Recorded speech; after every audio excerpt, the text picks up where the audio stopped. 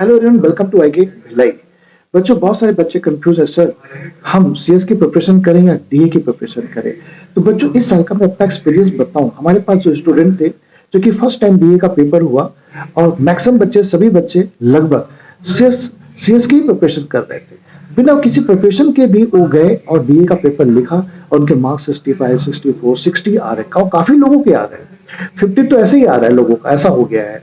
ठीक है, इसका ऐसा क्यों हो पाया? क्योंकि उनका सीएस में बैकग्राउंड काफी अच्छा क्लियर था। जैसे आपका एल्गोरिथम हो गया, डीएस हो गया, बिल्कुल कॉमन है।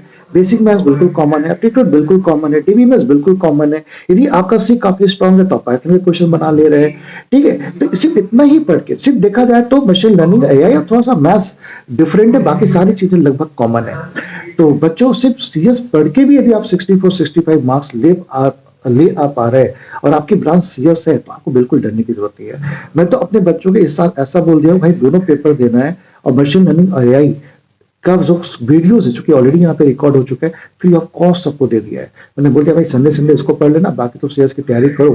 यदि आपका ब्रांच सीएस है तो आपको बिल्कुल डरने की जरूरत नहीं है। आपका फंडामेंटल क्लियर रहेगा, आपका विजन क्लियर रहेगा सब्जेक्ट के अंदर में, तो उतना भी पढ़ के आप एक अच्छी रैंक वहां पे प्रोड्यूस कर सकते हैं बच्चों। ऐसा भी मैंने देखा यहाँ पर कुछ बच्चे ऐसे थे जो इन्फ्लुएंस हो गए थे यूट्यूब वगैरह से कि सर सिर्फ मैं डीए की तैयारी करूंगा, सीएस की नहीं करूंगा, सीएस का सिलेबस बहुत बड़ा है और सिर्फ डीए में ही अच्छा करूंगा। लेकिन उनका फंडामेंटल क्लियर नहीं था, उनका मैथ्स उतना क्लियर नहीं था, उनका एल्गोरिथम डेटा स्ट्रक्चर उतना क्लियर नहीं था, उनका सी क्लियर नहीं था, डीबीएमएस में भी वो डगमगा गए थे, टाइम कम था। बस इस सोच के कि ये सिलेबस छोटा है कर लूंगा, और नहीं कर पा रहे, उनके मार्क्स उतने अच्छे नहीं आ रहे हैं। इसलिए आपको दोनों की फोकस करना है। आपका ब्रांच सीएस है, आपका ब्रांच आईटी, आपका ब्रांच मशीन लर्निंग, आपका ब्रांच डेटा साइंस है, तो दोनों सब्जेक्ट को फॉलो करना है, दोनों सब्जेक्ट को प्रिपेयर करना है। बस टाइम लगेगा, लेकिन इसका बेनिफिट आपको मिलेगा। और दोनों से जहां भी अपॉर्चुनिटी मिले, वहां पे उस अपॉर्चुनिटी को आपको क्या करना है, कैच करना है बच्चों।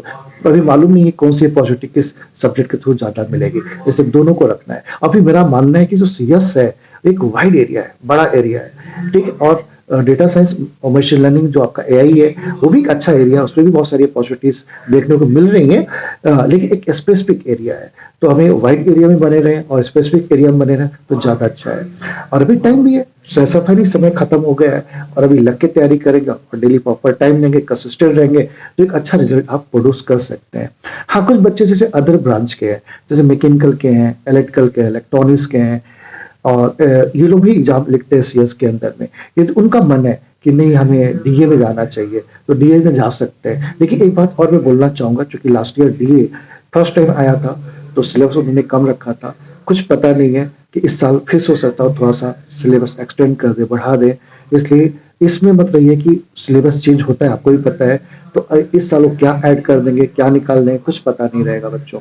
इसलिए दोनों की प्रिपरेशन करना मेरे लिए, मेरे हिसाब से ज्यादा सुटेबल है। इसलिए बिल्कुल कंफ्यूज मत रहिए, लगे रहिए, जी जान से लगे रहिए। और सीएस वाले, आईटी वाले, डेटा साइंस वाले, मशीन लर्निंग वाले, बिल्कुल आपको अपना फंडामेंटल बिल्कुल क्लियर रखना है, क्योंकि प्लेसमेंट में भी आपको, आप जब बैठेंगे तो वहां पर फिर से आपको ऑपरेटिंग सिस्टम पूछा जाएगा, वहां पर आपको डीबीएमएस पूछा जाएगा, और एल्गोरिथम और डीएस तो पूछा ही जाता है। तो गेट के सब्जेक्ट यदि आपके क्लियर रहते हैं तो प्लेसमेंट में भी आपको बहुत बेनिफिट मिलता है। इसलिए बिल्कुल कंफ्यूज मत रहिए कि मुझे सिर्फ डीएस का ही करना है या मुझे सिर्फ सीएस का ही करना है। दोनों को प्रिपरेशन करना है। अच्छा टाइम है, अभी भी आपके पास यहाँ पे लगभग 11 महीने के आसपास है। बस लगे रहना है, जी जान से, ज्यादा दिमाग नहीं लगाना है, ज्यादा एडवाइस नहीं लेना है लोगों से। बस अपना मन में जो चल रहा है उसको 100% देने की जरूरत है बच्चों। ऑल द बेस्ट सभी को, सभी लोग लगे रहिए, और जहां पे भी हमारी जरूरत है कनेक्ट होइए, बातचीत करिए, गाइडेंस लीजिए, और प्रॉपर वे में लगे रहिए। बाय बाय बच्चों।